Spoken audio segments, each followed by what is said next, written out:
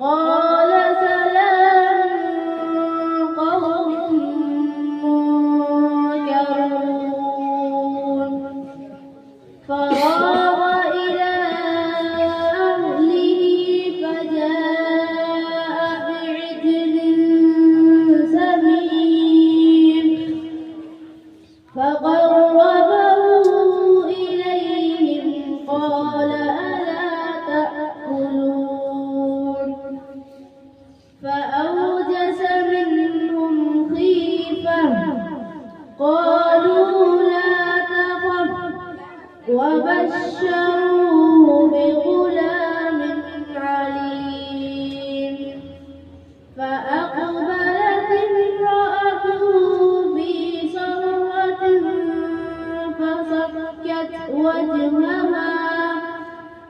فسكت وجهها وقالت عجوز عقيم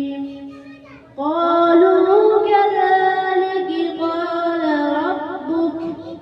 إنه هو الحكيم العليم اللهم آنس وحشتي في قبري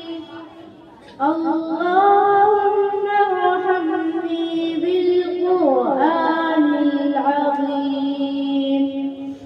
واجعله لي إيمانا ونورا وهدى ورحمة اللهم ذكرني منه ما نسيت وعلمني منه ما جهلت وارزقني تلاوته آناء الليل وآناء النهار واجعل